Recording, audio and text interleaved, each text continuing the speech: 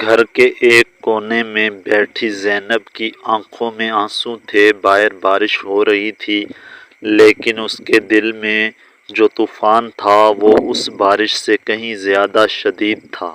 امی، آپ کبھی مجھے سمجھتی ہی نہیں، زینب نے غصے سے کہا اور دروازہ زور سے بند کر دیا۔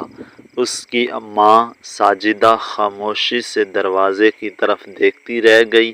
اس کے چہرے پر دکھ تھا مگر لبوں پر صبر۔ رات کے کھانے کی میز پر خاموشی چھائی ہوئی تھی۔ زینب اپنے موبائل میں مصروف تھی، جبکہ ساجدہ اس کے پسندیدہ ڈش پلیٹ میں ڈال رہی تھی۔ بیٹا، کچھ کھا لو، ساجدہ نے نرمی سے کہا۔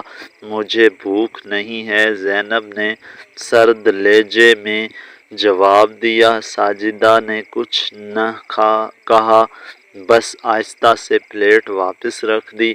اگلے دن زینب کالج سے واپس آ رہی تھی کہ اچانک اس کی طبیعت خراب ہو گئی۔ چکر آتے ہی وہ سڑک کنارے بیٹھ گئی۔ اس کے دوستوں نے فوراً اس کی ماں کو فون کیا۔ چند ہی لمحوں میں ساجدہ وہاں پہنچ گئی۔ اس کے چہرے پر خوف تھا، آنکھوں میں آنسو۔ زینب میری بچی، وہ اسے سینے سے لگا کر رونے لگی۔ ہسپتال میں ڈاکٹر نے کہا بس کمزوری ہے، فکر کی بات نہیں۔ زینب نے اپنی ماں کی طرف دیکھا، وہ ساری رات اس کے سرہانے بیٹھی رہی تھی، نہ خود سوئی نہ اسے سونے دیا۔ امی، آپ نے کھانا کھایا؟ زینب نے آہستہ سے پوچھا۔ ساجدہ نے مسکرا کر کہا، مجھے بھوک نہیں تھی، بس تم ٹھیک ہو جاؤ۔ یہ سن کر زینب کی آنکھوں سے بھی آنسو بہنے لگے۔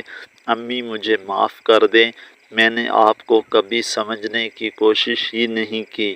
ساجدہ نے اس کے سر پر ہاتھ رکھا اور کہا، ماں کبھی ناراض نہیں ہوتی بیٹا، وہ تو بس دعا کرتی ہے۔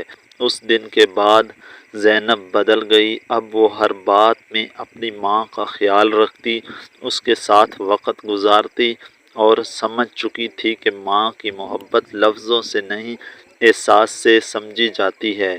سبق: ماں کی محبت بے لوث ہوتی ہے، ہم اکثر اسے نظر انداز کر دیتے ہیں، لیکن جب احساس ہوتا ہے تو بہت دیر ہو چکی ہوتی ہے۔